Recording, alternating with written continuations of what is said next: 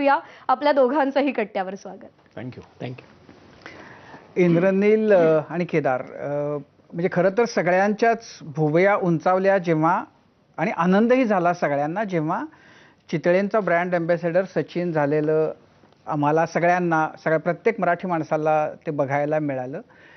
आणि म्हणजे चितळे आणि मराठी माणूस यांचं एक खूप जवळचं नातं आहे, तसंच जसं ते सचिनशी आहे.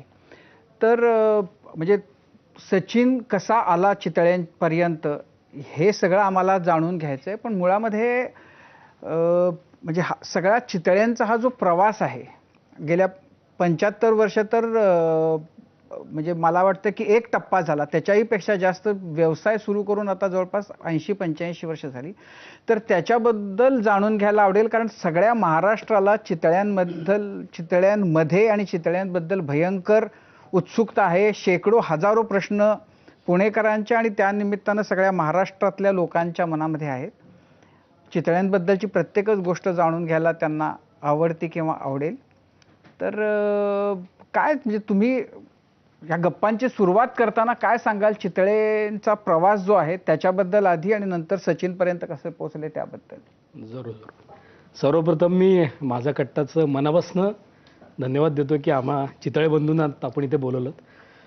आणि तुमच्या त्या प्रश्नाकडे वळायचं तर खरंच आमच्या पणजोबांनी 1939 साली पहिल्यांदा दुधाच्या धंद्यातनं ह्या व्यवसायाची सुरुवात केलेली होती. त्याच्यानंतर मग सुरुवातीला दूध विकत, मग दुधाचे बाय प्रॉडक्ट विकत ही धंद्याची सुरुवात झाली. आणि मग आमचे आजोबा रघुनाथराव चितळे यांनी पुण्यामध्ये पहिल्यांदा 1950 साली दुकान चालू केलं.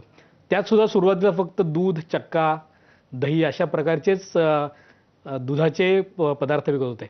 पण नंतर दुधापासनं मग पेढे तयार झाले आणि अक्षरशः पुणेकरांनी त्याला डोक्यावर घेतलं असं म्हणता येईल. मग त्यांनासुद्धा एक चांगलं वाटलं. मग त्यांनी नवीन पदार्थ ट्राय केले. आणि त्याचबरोबर इंद्रनीलचे आजोबा राजाभाऊ चितळे हे सुद्धा तेव्हा धंद्यात आले. आणि मग एक पदार्थ वाढवत 1956 साली त्यांनी डेक्कन जिमखाना येथे चितळे बंधूंची दुसरी शाखा चालू केली. म्हणजे चितळ्यांबद्दल उगीच बोलतात की चितळ्यांनी वाटतात कुठेही शाखा नाही, पण चितळ्यांनी अवघ्या 6 वर्षातच त्यांची दुसरी शाखा ही डेक्कन जिमखान्याला चालू केली होती. पण मग 6 वर्षात दुसरी शाखा झाली, पण आता तुमचा खूप प्रचंड पसारा वाढलेला आहे. गेल्या 8-10 वर्षांमध्ये माझ्या मते किती शाखा झाल्या तुमच्या? आता पुण्यामध्येच आमच्या 45 शाखा आहेत, ज्याच्यामध्ये आमचे 2 स्वतःची दुकानं आणि बाकीच्या फ्रँचायझी स्टोअर्स आहेत. त्याचबरोबर चितळे एक्सप्रेस नावाने आम्ही वेगळं व्हेंचर चालू केलं आहे. त्याच्यामध्ये पण ऑलमोस्ट 35 शाखा ऑल ओव्हर महाराष्ट्रात आहेत. त्यातल्या 17 फक्त मुंबईत आहेत. तर अशा एक मोठे एक्सपान्शन चालू आहे. पण इंद्रनील, म्हणजे हा झाला सुरुवातीचा टप्पा, आपण परत याच्यावर येऊ. पण हे करताना म्हणजे सचिन तेंडुलकरला आपण आपल्या ब्रँडशी जोडून घ्यावं, हा विचार नेमका कधी कसा आला, आणि सचिनच का? काय व्हायला लागलं की 2016-17 सालापासून डिस्ट्रीब्युशनचा व्यवसाय पण सिरियसली करावा असं कुठेतरी आम्ही एक इंटरनली ठरवलं. आणि ते करताना पॅकेजिंग आणि डिस्ट्रीब्युशन वाढवावं हा एक ध्यास होता. त्याला आम्हाला रिजनेबल सक्सेस मिळाली, कपॅसिटी वाढायला लागली. आणि पहिलं मिठाईचं डिस्ट्रीब्युशन आणि बाकरवडीचं डिस्ट्रीब्युशन हे सुरूच होतं, ते वाढवायचा प्रयत्न केला.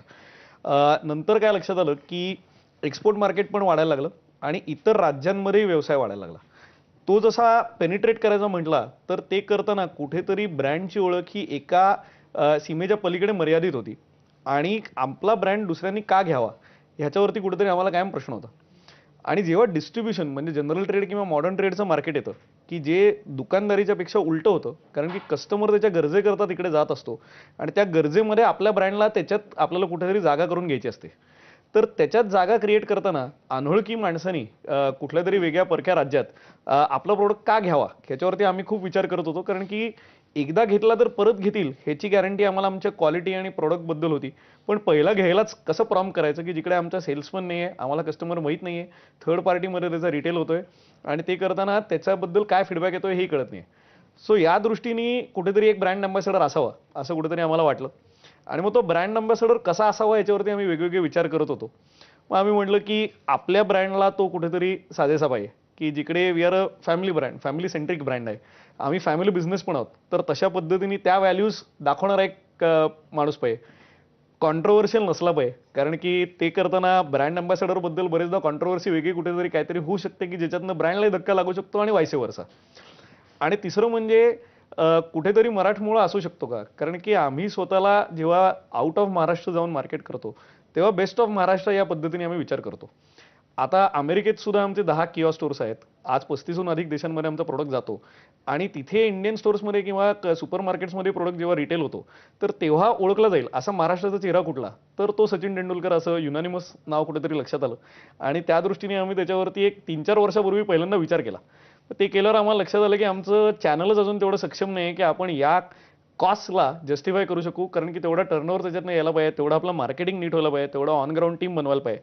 सो ती 3-1 वर्ष आम्ही त्याच्यावरती टीम बनवण्यात केलं. त्याच्यात बरेच प्रोफेशनल्स आम्ही असेंबल केले. त्याचबरोबर चॅनल आमचा भक्कम केला आणि कुठेतरी ते जेव्हा नीट झालं तेव्हा या 75 वर्षाला कोमेमोरेटिव्ह असं कुठेतरी तो ब्रँड अँबॅसेडर आम्ही डिक्लेअर करायचा ठरवला आणि आय थिंक तो योग सगळा जुळून आला असं मी म्हणेन. त्याच्यामध्ये जी फिल्म एक तुमची जी